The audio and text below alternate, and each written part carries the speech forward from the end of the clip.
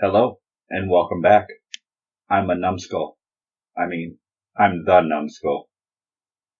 So, originally I was going to talk about something I screen capped earlier today. And then on my other account I saw a big think video posted, and the title caught my eye. We're seeing things in a different way. Something's wrong with our eyes.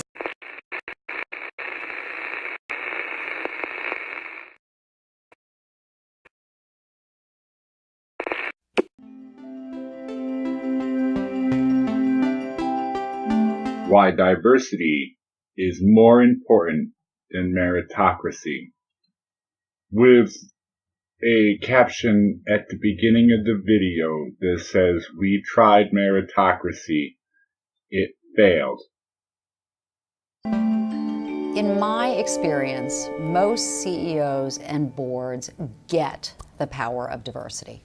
There may be some who are giving it lip service still out there, but in my travels, these individuals understand that not only is it the fair thing to do, and it's really the tenets upon which our country was built. No, it's not the tenets on which our country was built. Our country was built out of hard work and perseverance. If you rely more on diversity than merit and hard work, people aren't going to work for anything and you don't grow. But it's really the smart thing to do. Financial results, reaching different customer bases, I think they get it. Sadly, middle management is where diversity goes to die. And I've been thinking about this a lot recently because there's research I've recently come across that says that diversity is actually worse in meritocracies. A meritocracy is based on the amount of work you are willing to put towards something. If you are not willing to work, then you will not make any improvement or go any higher than you are. To award based on diversity means that regardless of how hard you're willing to work, we are going to give you a position because of who you are, not what you can do. It's really surprising, right? I'm absolutely shocked. Think, meritocracy, people will search out the best person, will search out the best, strategy, and will judge them later. And the capitalism, the market forces will decide. Yes, you let capitalism decide. You let people work hard to take their ideas, make them into a reality, and it only works if their ideas are warranted as good by those who buy their product or service. Therefore, if you work hard and come up with a good idea, product, or service, you are awarded based on the merit for the work you put in. That is how capitalism works. But it's worse in meritocracies. And I think it is exactly that sort of hands-off perspective, that if you're a CEO, you get it, you're hiring all the time, et cetera, but you're in middle management, you're hiring what? Once a year, twice a year, four times a year, once every few years. It's not a regular part of the job. And the research tells us that while there are these supposed benefits to diversity. Okay, you've piqued my interest. You'll have to tell me what this supposed benefit to diversity is. That we tend to retreat to the comfortable. We tend to overvalue products that we already have. We tend to overvalue environments in which we already exist. And by the way, the longer we have it or exist in them, the more we overvalue them. And so what you see in the middle management is, I like working with people like me. And maybe I read some research report one time that said diversity was better, but gosh, I like Jim, right? Gosh, I like him. Compound that. I'm beginning to wonder if she even knows what a meritocracy is. If you decide to give somebody a job because you like them, that's called preferential treatment. If you decide to give somebody a job because they've worked for it, that's merit. If you decide to give somebody a job because of the color of their skin, that's diversity. With that, we tend to allow ourselves in this country to ask the wrong question. And the question we usually ask when hiring people is, can you help me find the best person for the job? How about more like, can you help me do the best job possible?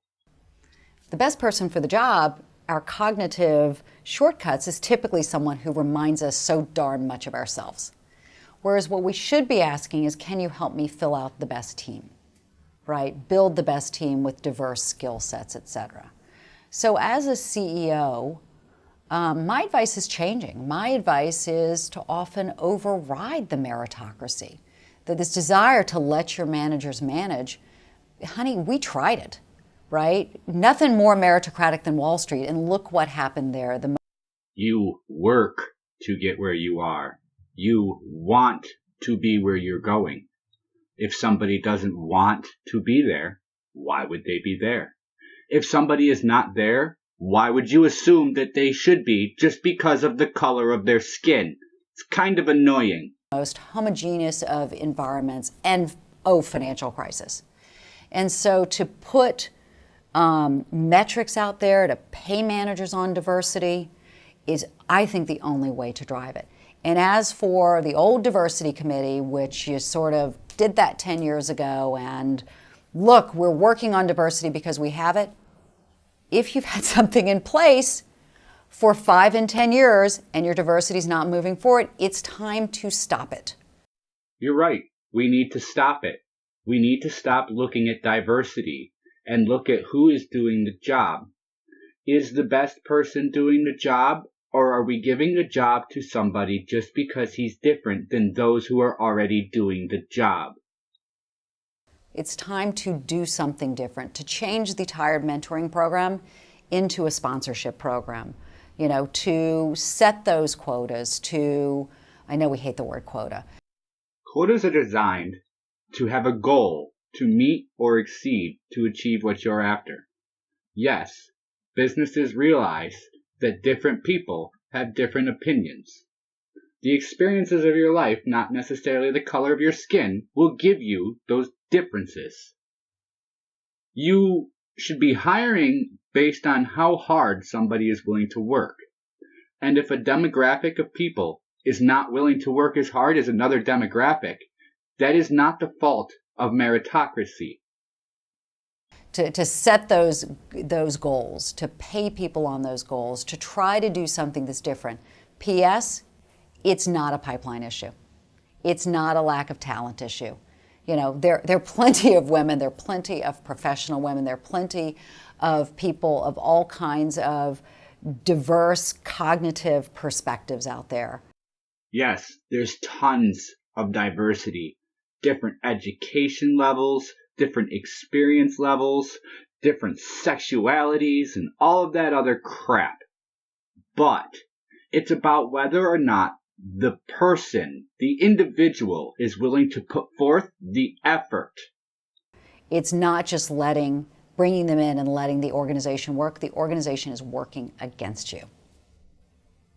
There is no doubt in my mind that the financial crisis that the United States and the world suffered would have been less severe if we'd had more diversity on Wall Street.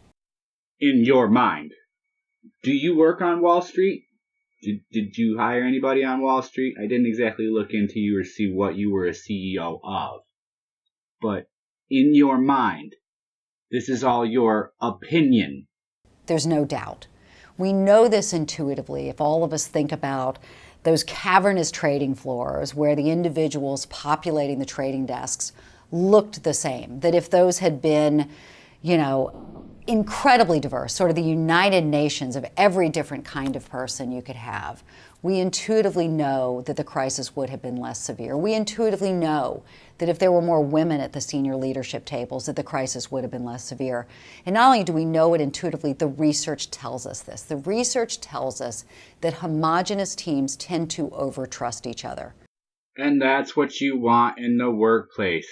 A trusting, reliable environment. It doesn't matter that it's homogeneous, because it's not. Every single person is different from every other single person. And how you were born, male or female, black, white, Asian, or Hispanic, does not affect how hard you're willing to work. We cognitively finish each other's sentences. Oh, she's just like me, or he's just like me. So therefore, since we look and talk and act alike and have a set of shared experiences, I understand what you're thinking and what you'll do next. And so homogeneous markets tend to be mispriced by tens of percentage points. The other thing that the research tells us is that trading risk can be driven by testosterone. And that as gentlemen's testosterone increases, they take on more trading risk. As it reduces, less trading risk. And you know who doesn't have a lot of testosterone? Fish. Duh. Men are more willing to take a risk. Men are willing to push harder than they probably should most of the time to go take that extra risk to get the extra reward. If you don't want the reward, you won't take the risk. If you don't take the risk, you may not get the reward. Where is your mind? Seriously. Women. And it's funny because we women get that rap for being so emotional and so hormone driven. But in fact, what the research tells us is you can track the risk with testosterone, not estrogen. You know, we're sitting here today in the early months of the Trump administration. And the pictures of the leadership are startling and striking. We live in the time that we live. We have the president that was voted in. People work to get somewhere. If you're not willing to work, you're probably not going to get anywhere. Is this a very hard concept to understand? I retract that question. Obviously, somebody who's smarter than me and possibly runs a company thinks that it is better to hire people based on the color of their skin, where they were born, whether they have a dick or a vagina, as opposed to how hard they're willing to work to benefit the company that they work for. In that it is not unusual to see a picture of all white males, whether that's all white males huddled around, in the Oval Office, huddled around the president on the telephone, or whether it's all white males making decisions about our health care. Sitting here in these early months of the Trump administration, I think you would be hard-pressed to say that the administration is running efficiently, effectively, like a well-oiled machine, taking into account the complexity of what it's trying to do. You're right, because countries run by women do so much better. Oh, I forgot. Sweden's run by women, isn't it? Yeah. There have been several important missteps. And there's no way, to my mind, those things are unrelated. And the research would tell us that they are indeed related.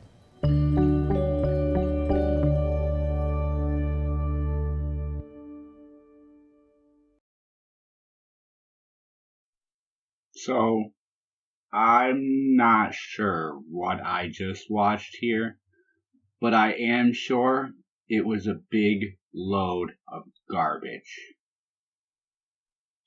I want to thank you all for stopping and apologize for putting you through such trash. But I'll leave you with this closing comment. Why do we go to school? Why do people open their own business? With no risk, there's no reward. And we all want to be rewarded, don't we? So, reward me. Hit that like button, hit that subscribe button, leave a comment and let me know where and how I can improve and what direction you think my videos are headed. I appreciate it. Thank you. Have a good day.